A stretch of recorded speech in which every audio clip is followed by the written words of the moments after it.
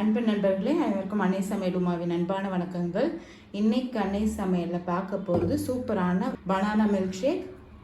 வாங்க banana milk shake எப்படி செய்யறதுன்னு பார்க்கலாம். 5 வாழைப்பழத்தை இதில் சேர்த்துக்கலாம். நான் சின்ன சின்னதாக இருக்கனால 5 போட்டிருக்கேங்க. நீங்கள் பெருசாக இருந்ததுன்னா 2 போட்டிங்கன்னா கூட போதும். கொஞ்சம் முந்திரி, 2 டீஸ்பூன் சர்க்கரை சேர்த்துக்கலாம். வாழைப்பழத்தில் ஸ்வீட்னஸ் இருக்கும், கொஞ்சமாக டேஸ்ட்டுக்காக தான் நம்ம சர்க்கரை சேர்க்குறோம். நீங்கள் விருப்பப்பட்டீங்கன்னா சேர்த்துக்கலாம். கொஞ்சம் வெண்ணிலா எசன்ஸ் சேர்த்துக்கலாங்க. வெண்ணிலா எசன்ஸ் சேர்க்கறதுனால மில்க் ஷேக்கு நல்ல டேஸ்ட் கிடைக்கும், வாசனையாகவும் இருக்குங்க.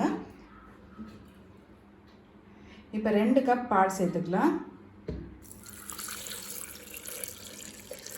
காய்ச்சின பால் தாங்க சேர்க்குறேன். ஐஸ் க்யூப் சேர்த்துக்கலாம். இதை மிக்சியில் அரைச்சிக்கலாம். இப்போ மிக்சியில் அரைச்சாச்சுங்க. இப்போ இதை சர்வ் பண்ணிடலாம்.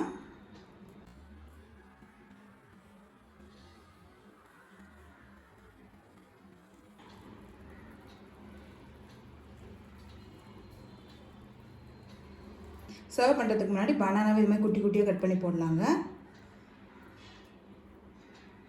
கொஞ்சமாக பாதாம். பனானா மில்க் ஷேக் சர்வ் பண்ணிடலாம். இப்போ சுவையான பனானா மில்க் ஷேக் ரெடி ஆகிடுச்சு. ரெசிபியை ட்ரை பண்ணி பாருங்கள், கண்டிப்பாக உங்களுக்கே பிடிக்கும். ரெசிபி பிடிச்சிருந்ததுன்னா வீடியோவை லைக் பண்ணுங்கள், கமெண்ட் பண்ணுங்கள், ஷேர் பண்ணுங்கள். இது வரைக்கும் அன்னை சமையல் சேனலை சப்ஸ்கிரைப் பண்ணலன்னா சப்ஸ்கிரைப் பண்ணுங்கள். தேங்க்யூ.